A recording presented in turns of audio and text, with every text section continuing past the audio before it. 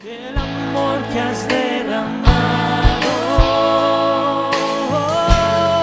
mi corazón ardiente, a ti cantamos canto, gracias Señor,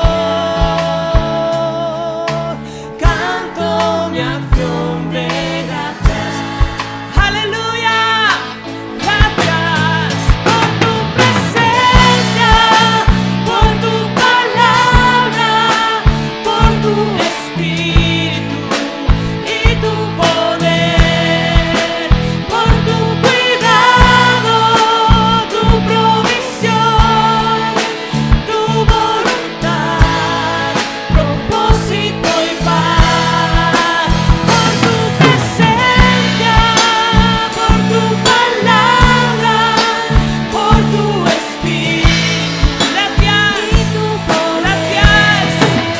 Por tu cuidado, tu provisión, tu voluntad, propósito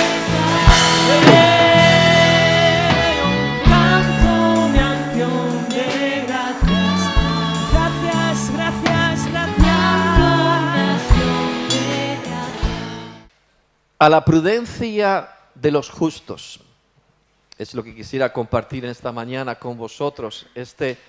Fue algo leyendo que me saltó y digo, wow, aquí hay algo que en lo cual Dios quiere hablarnos. Pero vamos a ir primeramente a Hebreos. Luego sí, seguramente porque aquí hay gente conocedora.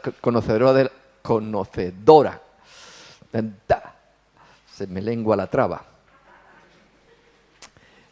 Conocedora de las Escrituras, y ese pasaje o esa parte es porción de Lucas, cuando el ángel se le aparece a Zacarías, anunciándole el nacimiento de Juan el Bautista. Pero luego iremos allá. Pero vamos a ir primeramente a Hebreos. Hebreos capítulo 2.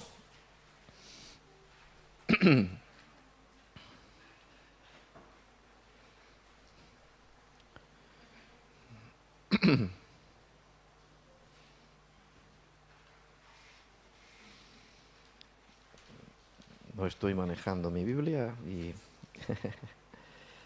van a ser varios textos, pero todos en Hebreos para arrancar ahora. Hebreos capítulo 2, 1 al 4.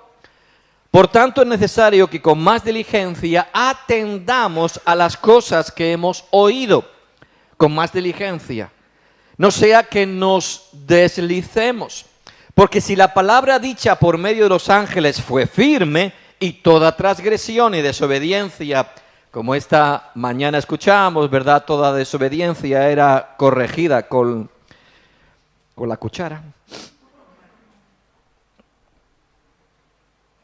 Y toda transgresión y desobediencia recibió justa retribución. ¿Cómo escaparemos nosotros si descuidamos una salvación tan grande, la cual, habiendo sido anunciada primeramente por el Señor, nos fue confirmada por los que oyeron, testificando Dios mismo, juntamente con ellos, con señales y prodigios y diversos milagros y repartimientos del Espíritu Santo según su voluntad.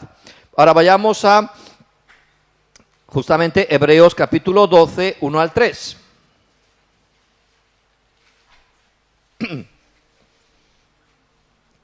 Por tanto, nosotros también, teniendo en derredor nuestro tan grande nube de testigos, despojémonos de todo peso y de pecado que nos asedia, y corramos con paciencia la carrera que tenemos por delante, puesto los ojos en Jesús, el autor y consumador de la fe, el cual por el gozo puesto delante de él sufrió la cruz, menospreciando el oprobio, y se sentó a la diestra del trono de Dios. Considerad a aquel que sufrió tal contradicción de pecadores contra sí mismo, para que vuestro ánimo no se canse hasta desmayar. Y leemos en el mismo capítulo del versículo 25 al 29. Mirad que no desechéis al que habla, porque si no escaparon aquellos que desecharon al que los amonestaba en la tierra, mucho menos nosotros si desecháremos al que amonesta desde los cielos. la voz del cual conmovió entonces la tierra, pero ahora ha prometido diciendo, aún una vez y conmoveré, no solamente la tierra, sino también el cielo. Y esta frase, aún una vez, indica la remoción de las cosas movibles como cosas hechas para que queden las inconmovibles. Así que recibiendo nosotros un reino inconmovible, tengamos gratitud y mediante ella sirvamos a Dios, agradándole con temor y reverencia. Pues, ¿por qué qué? Porque nuestro Dios es fuego consumidor. Señor, te damos las gracias, te bendecimos, sí, Señor. Es una oportunidad una vez más de ponernos alrededor de ti, escuchar tu palabra. Que todo afán, Señor, que toda mente, Señor, que todo pensamiento sea llevado cautivo, Señor, a ti, Señor. Que no estemos aquí, pero pensando en mil y una cosas, sino que estemos, Señor, como recipientes receptivos a tu palabra, a tu voz, Señor, para ser afirmados, para ser conducidos en medio de estos tiempos a tu perfecta voluntad, Señor, y a la posibilidad siempre de glorificar tu nombre en medio de nuestras vidas. En el nombre de Jesús lo declaramos. Amén. Hemos leído, son algunos textos que son una amonestación seria por parte del autor de Hebreos. Empiezo diciendo que yo personalmente, algunos piensan que fue Bernabé, otros que fue otro autor, pero yo pienso que fue el autor de la epístola a los Hebreos fue Pablo. Además de las 21 epístolas que hay en el Nuevo Testamento, si no le atribuimos a Pablo la epístola a los Hebreos, le dejamos con 13. Y 13 no es un número muy bonito. Entonces, simplemente por eso mejor le atribuimos, digamos que Hebreos también y quedan 14. Ok, pero yo creo que es el autor es Pablo. Ahora, el contexto histórico en el cual Pablo está escribiendo esta epístola no es fácil. Él está escribiendo, digamos, a su gente. Y la epístola a los Hebreos fue escrita alrededor del año 66-67. Pablo fue, algunos alrededor del año 68, cuando por toda la persecución y por el edicto de Nerón, Pablo fue ajusticiado, igual que Pedro también murió bajo la autoridad de Nerón. Pablo alrededor del año 68. Digamos que si entendemos que Pablo él lo escribió casi lo último. Pablo es vuelto a encarcelar, es llevado desde Troas otra vez hacia Roma, ya ese encarcelamiento es definitivo y después de eso va a ser ajusticiado. Y algunos piensan, él está escribiendo a su gente, a los hebreos, ya que él era hebreo, judío. Pero las circunstancias que rodean o que están viviendo los hebreos no era fácil. Él está escribiendo a creyentes y entendemos que si el Evangelio comenzó, recuerda que, no sé si lo sabes, que hay un error en el calendario nuestro. Este calendario gregoriano y hay un error de alrededor de 2, algunos piensan hasta 3 años. Y entonces Jesús seguramente murió alrededor del 30 o 31. Y entonces, por ejemplo, el concilio de Jerusalén ocurrió, el primer concilio que tú lees Hechos 15, recuerda que había una tensión entre los creyentes que se convertían a los gentiles y los creyentes judíos. Oye, ¿qué debían guardar o con qué leyes debían cumplir los gentiles? Incluso algunos pensaban que se tenían que circuncidar. Y ocurrió en el año 51 más o menos el concilio de Jerusalén. Había pasado como alrededor de 21 años desde que nace la iglesia. Y ocurre tras el primer viaje misionero de Pablo. Pablo y Bernabé han hecho su primer viaje y están contando cómo Dios se ha glorificado y cómo Dios está obrando en medio de los gentiles, afirmando lo que en Pedro mismo da testimonio cuando él es llevado a la casa de Cornelio. ¡Wow! Cosas grandes están ocurriendo, pero había esas tensiones que incluso Pablo confronta a Pedro en cierta ocasión porque todavía tenía ese sentido a veces de dualidad entre la vida como judío o la vida, digamos, dentro de la fe en Cristo, donde no hay judío ni gentil. Pero no solamente eso, sino que, la iglesia va creciendo y aquí encontramos seguramente una segunda generación. Algunos se convertirían tal vez en el mismo día de Pentecostés, cuando nace la iglesia. Y aquí ya, tal vez, creo, cuando digo Pablo, si no está de acuerdo conmigo, perdónamelo, pero si digo Pablo, afirmando que es Pablo escribiendo Hebreos. Aquí Pablo está escribiendo tal vez a los hijos de estos, o tal vez ya personas mayores que tienen hijos, los creyentes, y había una tensión, oye, tenemos que volver o no a nuestras raíces judaicas, porque encima había mucha tensión, había persecución, pero también había, digamos, se ocurrió más o menos en esa época, ya empezó lo que se conoce como la rebelión de los hebreos, de los judíos. Alrededor del año 66, por ciertas tensiones religiosas entre judíos y griegos, no hablamos de cristianos, sino entre judíos y griegos, hubo una revuelta que dio lugar a una rebelión de los judíos contra el imperio de Roma. Y es cuando, eso ocurrió en el año 66, es cuando Roma envía al general Vespasiano, que empieza, ¿verdad?, la guerra contra los judíos. Aunque luego Vespasiano se tiene que volver porque es nombrado emperador, es levantado como emperador en Roma y queda su hijo, Tito, que en el año 70, digamos, la revuelta comienza en el 66 y finalmente en el año 70 el templo es destruido. Todos conocemos esa referencia y la guerra termina en el 73 con la destrucción o la conquista de Masada. Bueno, hubo esa revuelta y aquí están los judíos, en esa tensión social, viviendo tal vez esa revuelta, en esa inseguridad, por un lado persecución como cristianos, por otro lado esa tensión social, también esas tensiones que habían entre lo religioso, hasta qué punto debo defender o no debo defender porque también soy judío y cumpliendo con rituales, ¿qué es lo importante? ¿Qué es lo que debo de seguir? Y también viendo como tu propia nación está en ciernes o acaba de comenzar, depende si la epístola fue escrita en el año 67, acababa ya llevaba un año de revuelta y a lo mejor en ese momento estaba Vespasiano por allí ya con la guerra y la conquista o la reconquista de todo lo que es Judea.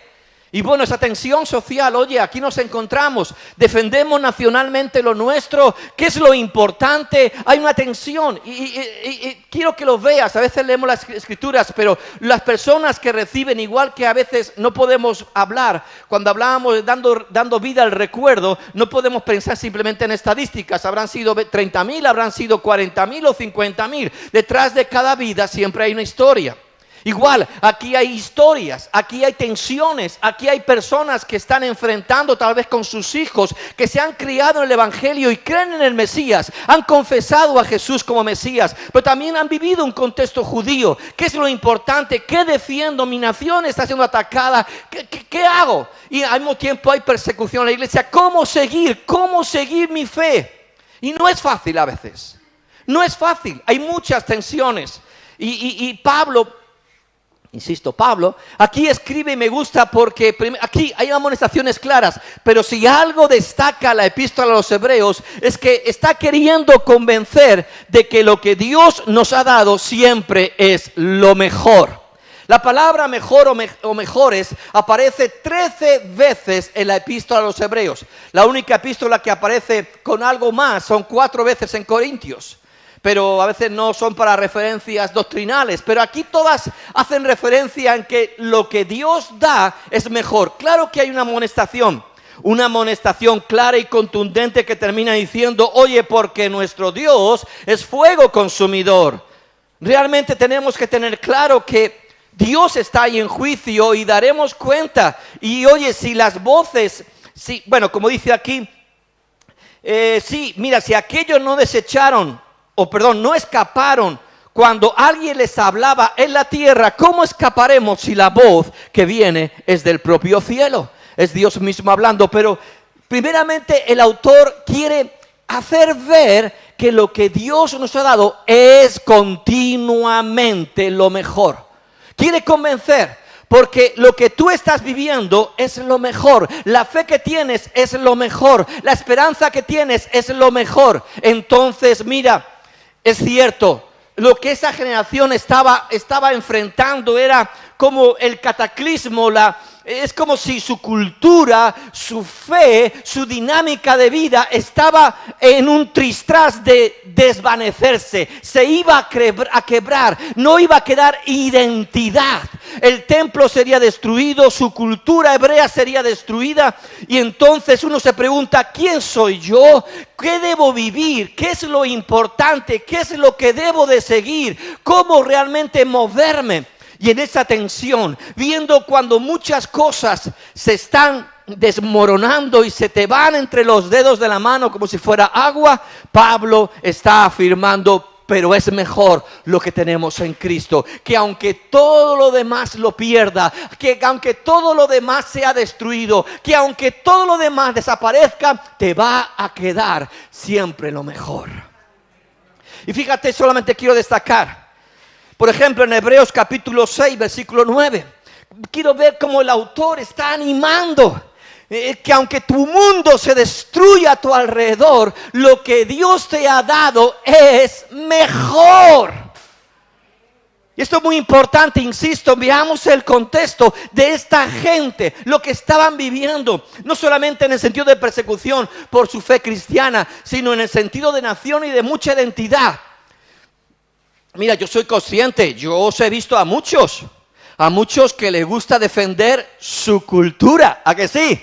Oh, no, porque mi comida o mi cultura o lo que hay en mi país, vale, fantástico. Pero imagínate que en un momento todo lo que eres tú se desvanece, se destruye, está siendo pasado por un molino que lo está moliendo y que al final no va a quedar nada.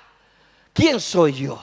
¿Para qué estoy aquí? ¿Qué es lo importante? Y el autor está queriendo afirmar, porque es lo que estaba ocurriendo dentro de ese contexto de los judíos en aquel momento, porque todo iba a ser destruido. Ya lo dijo Jesús, no quedaría piedra sobre piedra. Pero mientras que queda la piedra, nos agarramos a la piedra. ¿Cuántos me entiendes? Mientras que algo queda, y a veces incluso nos agarramos hasta un clavo ardiendo. Sí. Antes ponía, orando ese ejemplo, ¿verdad? Como aquella persona que se escurre y está ahí agarrado apenas a una ramita de un precipicio y gritando, ¡alguien me ayude! Y escucha una voz de abajo, ¡yo te puedo ayudar! Bueno, ¿quién eres? Jesús, ayúdame, suéltate. Y sigue diciendo, ¿no hay nadie más abajo? ¿Cómo me cuesta soltarme? Hasta del clavo ardiendo. ¿Y qué pasa si al final toda piedra, todo fundamento, todo sentido de identidad de lo que soy, que hasta ahora he vivido, mira, sí tengo a Cristo, pero también tengo esto y soy esto y he vivido esto, tradiciones, formas, es lo que soy. Y cuando Dios empieza a quitar piedra sobre piedra, porque es fácil hablar de Jerusalén, pero lo que estaba ocurriendo también es que Dios estaba desmenuzando y quitando piedra sobre el hombre y sobre el creyente. ¿Y qué pasa ahí cuando Dios nos quita la piedra y no queda nada más que Cristo? Y es lo que estaba ocurriendo. Pero Él está diciendo, wow, por supuesto hay una exhortación de firmeza, pero también hay un tratar de convencer tontorrón que lo que Dios nos ha dado es mejor. Que todo aquello que aunque nos lo quiten y aunque desaparezca, pues bueno, ya Dios me dio algo mucho mejor. Y es por eso aparece hasta 13 veces la palabra mejor en Hebreos, como diciendo, tienes aquello fantástico que aunque desaparezca no importa, tenemos algo mejor. Tenemos algo mejor. Y simplemente enumerando algunos, bueno, la mayoría. Hebreos 6:9, estando persuadidos de cosas que mejores, dice el autor, de cosas mejores y que pertenecen a la salvación. ¡Aleluya! Al lado de toda esa vida abundante que Dios nos ha dado, aunque te quiten todas esas piedras, te quedan cosas mejores. Cuando a veces nos cuesta soltarnos, ya en Cristo, soltar esas ramitas. Pero así soy yo, así es mi vida, esto me da sentido, me da identidad. Si me quitas esto, ya no soy quien soy, pues te lo voy a quitar.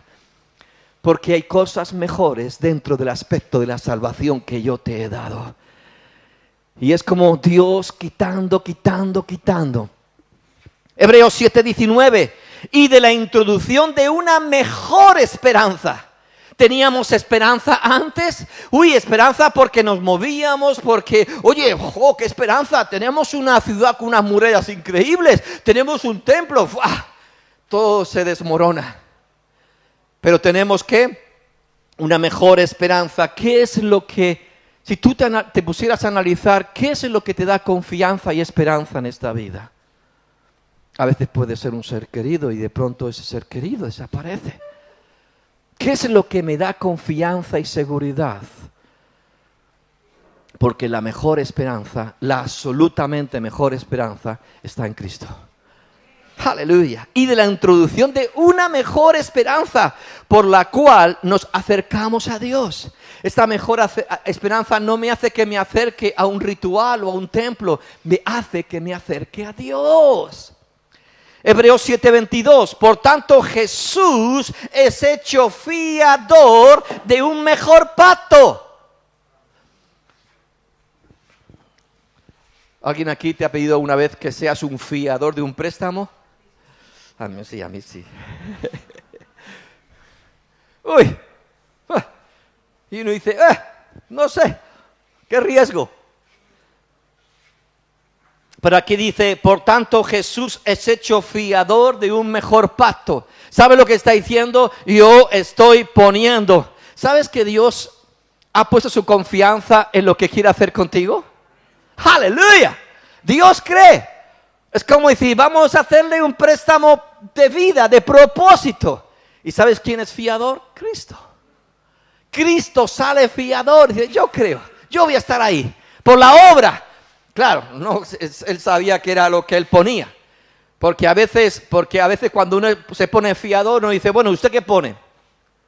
Bueno, pues yo pongo el 10% de la operación y no sé qué, tengo tanto. Bueno, aún así usted pone, está bien, pero hace falta todavía un aval, un fiador. Pero ¿sabes una cosa? Tú y yo no pusimos nada. 0 patatero. -1. A veces incluso. ¿Qué pone usted? No pongo nada, ni tengo nada. ¿Quién lo puso todo? Lo pongo yo. Cristo Jesús sale fiador de nosotros, aleluya, como diciendo, tranquilo, aunque te quiten todo aquello, que te quiten Moisés y todas esas cuestiones, tienes un mejor fiador. Oh, es que yo me apoyaba porque cuando hacíamos la Pascua, pues aunque me quiten la Pascua, tengo a Cristo, chico. ¿Dónde vamos a hacer ahora la Pascua? ¿Dónde compraré el corderito? Pues mira, olvídate ya del corderito y de la Pascua y de rollo, porque al final tienes un mejor fiador que es Cristo. Él es más que suficiente. Ahora, es fácil tú y yo verlo en la distancia, pero no es fácil en la mentalidad de ellos simplemente desnudarse de todo y quedarse al final tan solo con Cristo. Aunque somos conscientes de que Él es mejor.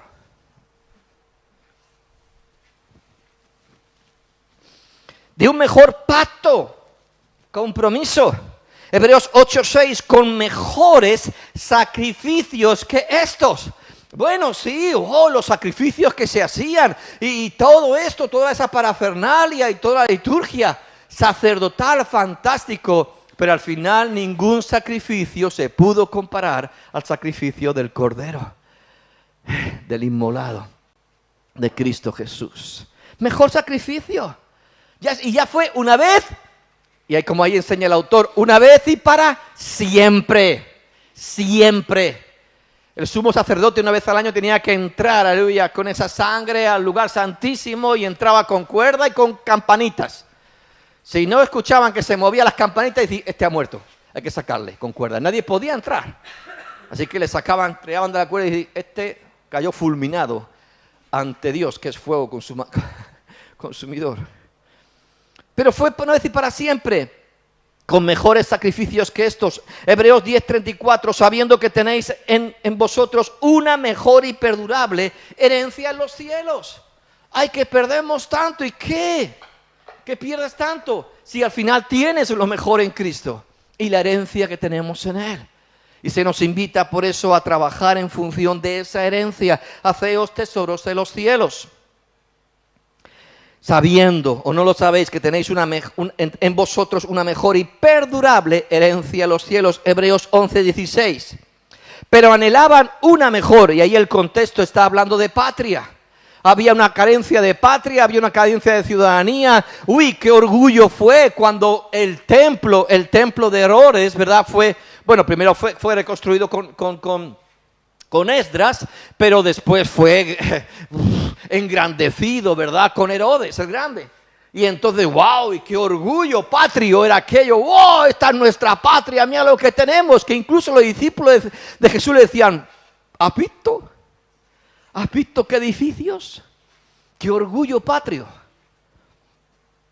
Y aquí está diciendo que anhelaban una mejor, porque le faltaba, pero ahí tenían, ciudadanía, patria. Esto es, pero dice, anhelaban una mejor, esto es celestial. Lo que anhelaban realmente no se daban cuenta que apuntaba hacia lo celestial. Por lo cual Dios no se avergüenza de llamarse Dios de ellos. Porque aunque, fíjate que esto, Hebreos, está dentro del contexto de cuando está hablando de los héroes de la fe. Que por la fe hicieron cosas, pero porque anhelaban. Aunque tal vez humanamente lo hacían por la patria, humanamente hablando, que defendían. Pero estaban apuntando hacia la celestial. Y entonces ellos se movían contemplando y Dios dice, no se avergüenza de llamarse Dios de ellos. Hebreos 11:35, a fin de obtener mejor resurrección. Ahí está hablando de resurrección, pero realmente ellos creían cierto aspecto de resurrección, pero en Cristo Jesús tenemos mejor resurrección para vida eterna. Por eso dice también la palabra de Dios en Apocalipsis, bienaventurados los que tienen parte en la primera resurrección. ¿Cuántos se mueven en esa esperanza maravillosa? Aleluya. Hebreos 11:39 al 40. Y todos estos, hablando de todo, esos son los últimos versículos del capítulo 11, cuando está hablando de esa gran nube de testigos. Dice, y todos estos, aunque alcanzaron buen testimonio mediante la fe, no recibieron lo prometido, proveyendo Dios alguna ¿qué? Cosa mejor, ¿para quién? Para nosotros. ¡Wow! Aunque ellos se movieron, hicieron proezas por la fe, pero aún así no podían moverse en lo mejor que Dios tenía. Y sí nosotros, porque nos movemos después de Cristo en aquella esperanza que es mucho mejor, proveyendo Dios alguna cosa mejor para nosotros. ¿Habremos de tener envidia cuando yo me estoy moviendo en una cosa que es mejor? Hebreos 12:9. Por otra parte, tuvimos a nuestros padres terrenales que nos disciplinaban, lo hemos escuchado esta mañana, y los veneramos, y aún así, ¿verdad? ¿Por qué no obedeceremos mucho mejor al Padre de los Espíritus y viviremos? Oye, que es mucho mejor caer bajo ese sentido de cuidado, disciplina también de Dios, y es mucho mejor obedecer a Dios. ¿Cuánto dicen amén? Es mucho mejor, no lo dudemos. Y el último versículo que quiero leer es Hebreos 12:24. A Jesús, el mediador del nuevo pacto, y a la sangre rociada que habla mejor que la de Abel. Es como terminando, oye, por la sangre, por lo que Cristo hace. Es el testimonio que se ha levantado. No necesitamos nada más. Que aunque todo lo demás se derrumbe, que aunque sientas que bajo tus pies caerán 1000 a tu diestra y 10.000 a tu siniestra, no importa. Mas a ti no vendrá mortandad. Estamos seguros porque estamos en la sangre de ese pacto en Cristo Jesús, que es mejor que todo lo demás. Entonces el autor de Hebreos me encanta porque está queriendo, por un lado, sí, una exhortación firme que hemos leído al principio, pero está queriendo convencer. Es un trato, es un mensaje a la mente. Oye, porque se está esforzando en convencerles y para que se mantenga firmes, manteneos firmes en Dios. Aunque todo lo demás desaparezca, aunque tu nación se desmorone, aunque tu cultura, incluso aunque haya una pérdida en ti, mantente firme. Y el último texto en Hebreos dice, Hebreos 10:23, porque esa la preocupación del autor, de Pablo, al escribir a los hebreos. Es la preocupación del autor. Te hablo de exhortación, te intento convencer que tranquilo, que aunque pierdas muchas cosas y no sepas ya quién eres, ya Dios te ha dado y te ha puesto en lo mejor, que es en Cristo Jesús. Ya lo mejor está contigo. Pero finalmente, por eso aquí dice la clave, la preocupación del autor es Hebreos 10:23. Mantengamos firme Mantengamos firme sin fluctuar la profesión de nuestra esperanza, porque fiel es el que prometió. Vas a pasar, está habiendo muchas tensiones, persecución a la iglesia, revueltas, conflictos sociales, todo terminó en una destrucción. Miles, la revuelta, esa guerra terminó con muchos deportados, miles y miles murieron. Y seguro que entre ellos también habría cristianos. Pero no solamente eso, sino la tensión de ver cómo se estaba desmoronando toda su vida, todo lo que le rodeaba, se estaba viniendo abajo. Y tú te sientes diciendo, wow, ¿dónde estoy? ¿Qué es lo importante? ¿Qué es lo que tengo? ¿Qué es lo que soy? Y el autor está diciendo, mantente firme, sin fluctuar. Lo vas a pasar mal. Tal vez incluso puedes perder la vida. Lo sabemos. Vas a perder incluso la identidad y muchas cosas que para ti han sido importantes. Vas a ver cómo piedra a piedra es desmontada y es destruida. Mantengamos firme sin fluctuar la profesión de nuestra esperanza, porque fiel es el que prometió. Es mucho mejor las promesas que tenemos en Cristo Jesús. Fieles. Ahora, vamos un momento a Lucas capítulo 1. Cojo el contexto de los hebreos para poner un poquito en escena, pero para nada, aunque somos aquí en Occidente un poco quejicas. A veces uno, si leyera, digamos, situaciones de la iglesia o de sociedades en otros lugares, aquí como estamos tan acostumbrados al bienestar y todo tan bien y todo eso, oye, ¿cuánto nos cuesta a veces enfrentar ciertas dificultades? Pero hermanos,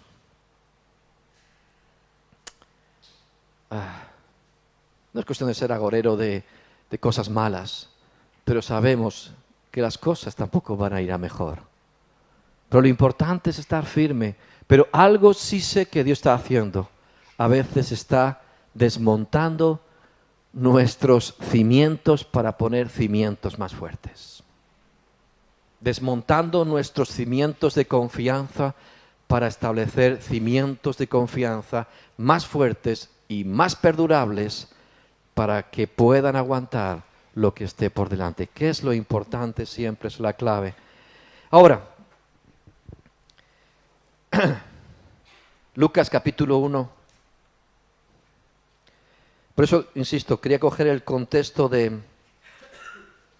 no era fácil para ellos, pero como el autor animándoles, intentando convencerles una y otra vez, golpeando, es mejor. Y si no te funciona esto, te voy a hablar de exhortación, porque al final, oye, no escaparemos si no cuidamos y no descuidamos, ¿verdad? Porque Dios es fuego consumidor. Si no somos convencidos por la lógica de la palabra, vamos a ser convencidos por el temor de que Dios al final estará ahí juzgando nuestras vidas. Pero Lucas capítulo 1,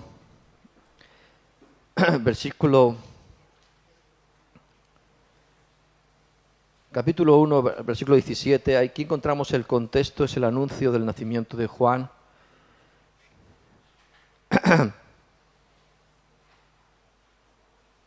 El ángel se le aparece a Zacarías, le anuncia que Elizabeth, su esposa, va a engendrar.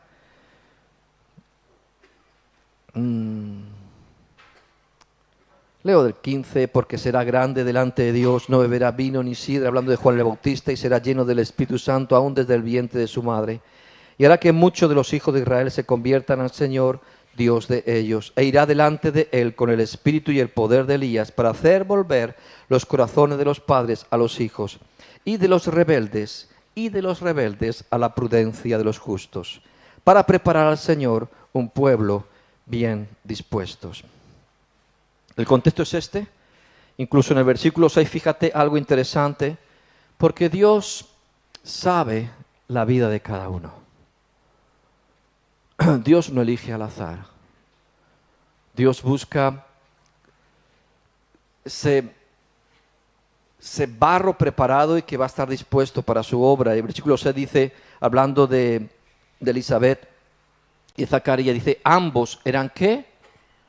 Justos delante de Dios y andaban ¿qué? Irreprensibles en todos los mandamientos y ordenanzas del Señor. Qué interesante. Recuerda cuando el contexto que siempre decíamos del Antiguo Testamento hablando de los justos, ahora siempre nosotros lo vemos bajo el contexto de Cristo, donde somos justificados, el justo murió por los injustos para que esos injustos sean declarados justos en Cristo. Vale, la justificación. Pero al final, pero también como dice Santiago, muéstrame tu fe por tus obras, que realmente si estás en la justicia de Cristo, tienes que manifestar la justicia de Cristo. Por lo cual que no solamente el cielo te declare justo, sino que vives como un justo. Porque eso es lo que ocurría, ¿verdad? Cuando Dios llamaba justo a alguien, era porque manifestaba obras de justicia. Y entonces era un justo. Y aquí está siendo identificado ellos dos, ambos eran ¿qué? Justos delante de Dios. Andaban irreprensibles, o sea, nada que se pudiera reprender, en todos los mandamientos y ordenanzas del Señor. O sea, eran personas que vivían bajo el temor de querer agradar siempre, siempre, siempre a Dios. Eso es lo que el autor de Hebreos quiere intentar escribir a los hebreos, en el sentido de decir, oye, agrademos a Dios y todo, aunque todo aquello, aunque desaparezca, no te preocupes, pasa ya de ello, está caduco, ya caducó y estás en lo mejor que es Cristo, estás en lo mejor y muévete dentro de ese plano. Ahora, eran justos y andaban irreprensibles, manifestando, como digo, las obras de justicia de Dios, siendo fieles primeramente a Dios antes que a los hombres. Pero ¿qué es la prudencia de los justos? Es lo que un pensamiento que quiero destacar aquí.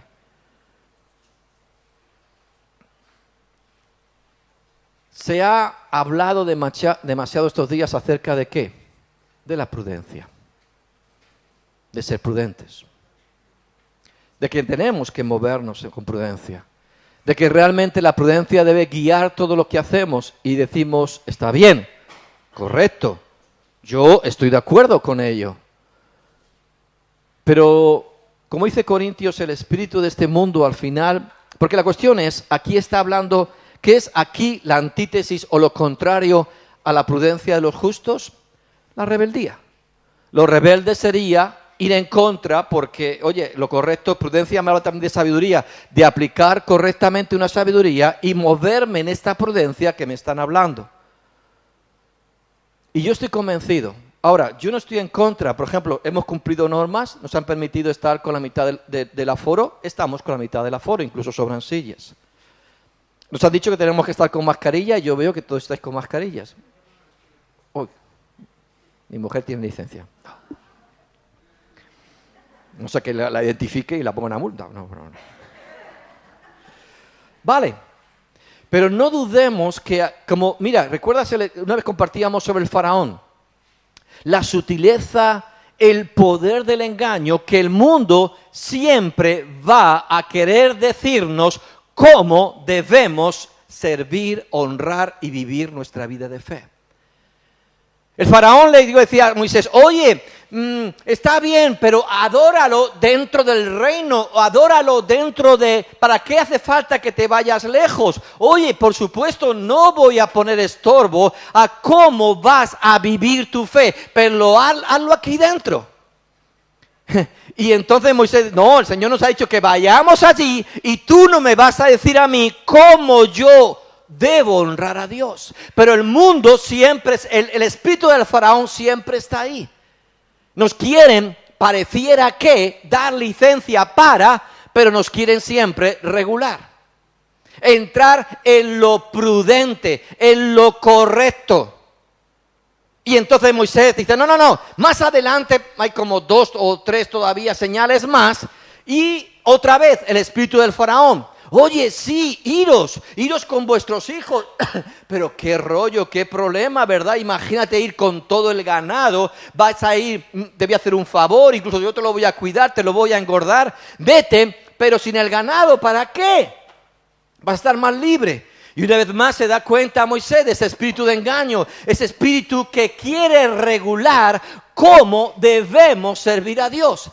Y Moisés se da cuenta, no, pero si es que no es mi ganado, yo no estoy administrando mi ganado, yo no estoy sirviendo a Dios y yo cuido de lo mío, es que no es mío, es del Señor y yo cuando llegue allí no sé lo que el Señor me va a pedir y si me pide que lo sacrifique todo, lo voy a sacrificar todo y aquí no va a quedar ni una pezuña.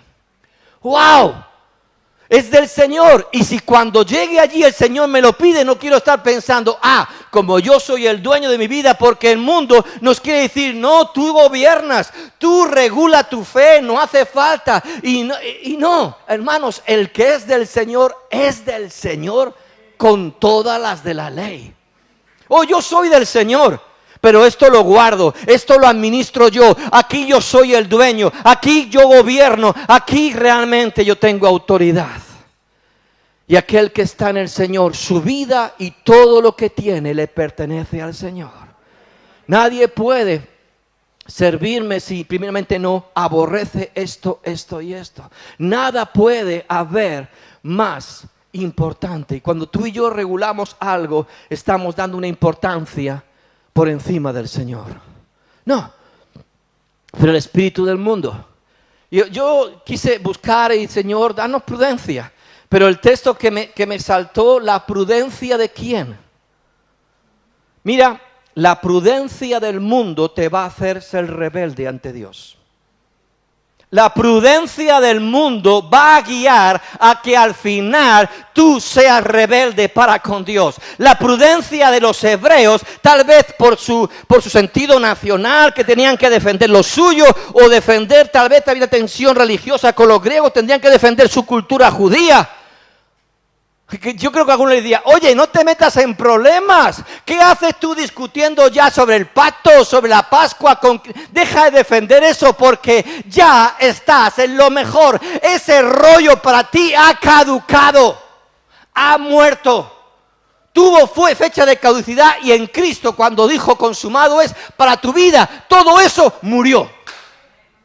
Hebreos, entérate de una vez, deja de vivir y por supuesto, a lo mejor no impongas tu vida en peligro en la rebeldía con los romanos porque quieres defender una nación. Ahora sí, tu vida, tu familia, sí, pero a veces me sale el amor patrio y Dios quiere decir, oye, tú ya no eres ciudadano de este mundo. Es la tensión que están viviendo ellos. ¿Quién soy? ¿Qué tengo que defender? ¿Por qué morir? ¿Cuáles son mis lealtades? ¿Qué es lo que tengo? Y vivo por la prudencia de este mundo, de valores equivocados. Y lo que el Señor me decía es que la prudencia del mundo me llevará a la rebeldía ante Dios. Pero la prudencia de los justos, hermanos, sí, prudencia sí, pero la de Dios. Prudencia para cumplir primeramente sus ordenanzas. Prudencia para amar a Dios sobre todas las cosas y sobre todos y todo. Prudencia para ser obediente como aquí, que Dios ve a Elizabeth y Dios ve a Zacarías justos e irreprensibles en todos sus caminos. Vivían bajo la prudencia de los justos. La prudencia que me hace poner la justicia de Dios antes que la justicia del hombre. Poner la justicia de la obra de Dios, incluso del llamado de Dios en mi vida, por encima de la prudencia de los hombres. Porque prefiero ser rebelde ante los hombres, pero ser hallado justo ante Dios. Hay un conflicto. Los hebreos entienden la tensión que tenían ellos, para nada. Nosotros una mínima expresión. Pero ¿sabes una cosa? Todo siempre empieza por un principio. Recuerda algo, que la batalla siempre está, ¿dónde? Siempre está en la mente. El autor de Hebreos, con ese intentar mejor, mejor, está en esa diatriba, en esa constatar continuamente a través de la palabra que lo que Dios les ha dado es mucho mejor para llegar a convencer, porque el conflicto está en la mente. Es quién va a tener la preeminencia en los pensamientos en tu mente. Y no solamente esta, si yo me daba cuenta, meditando sobre esto, que es una conquista de nuestros temores. Muchas veces la información y muchas cosas de manipulación lo que intentan, a veces nos convencen, pero intentan despertar temores e inseguridades. He conquistado su mente porque he conquistado sus temores. No sé si me sigues. He conquistado su mente porque he conquistado sus temores. Sus inseguridades son mías. Y conquistando sus temores se vuelve prudente según el mundo, pero rebelde según Dios. El conflicto está aquí. Y más, te digo algo, vamos a ir viendo cómo van calentando, nos querrá decir con el espíritu de Faraón, vale, cumplimos con cosas, pero irán a querer ir más allá. Antes hablábamos de ser luz. A lo mejor mañana te tocará compartir con alguien y Dios te guiará y diga, dale un par de besos y dale un abrazo, hombre. Ah, es que no es prudente. ¿Quién soy yo para ti? ¿Acaso no soy yo mejor que una mascarilla? ¿No soy yo mejor que la distancia social? ¿He dejado de ser Dios? ¿Te has vuelto más listo que yo? ¿Te has vuelto más prudente que yo? ¿No soy acaso yo Jehová y que te puedo cuidar? Pero ¿quién ha conquistado tus temores? ¿Por qué has cedido tus inseguridades al faraón de este mundo? Es una conquista de tus pensamientos conquistando tus temores e inseguridades. Y te digo algo, yo sé que esto va a ir a más. Y querrán decirnos cómo funcionar y cómo vivir la fe. Iremos a lo mejor cediendo, pero tendrá que haber un momento y decir, hasta aquí yo no cedo. Seré un rebelde para el mundo, pero seré un prudente, entraré en la prudencia de los justos. De los justos. Aunque sea rebelde a la prudencia de este mundo. Piensa en ello. Medita en ello. Porque aquí hay un conflicto, se ha desatado en este mundo más y más una conquista de los temores. Conquistando los temores y las inseguridades se conquista el corazón del hombre. Porque eso nos mueve. Y eso nos hará titubear de quién es, dónde estoy, y nos olvidamos que estamos en lo mejor, hombre. Y nos olvidamos de la exhortación que Dios nos da, que es el testimonio desde el cielo. Vuelvo a leer en Hebreos capítulo 12. No, sí, 12.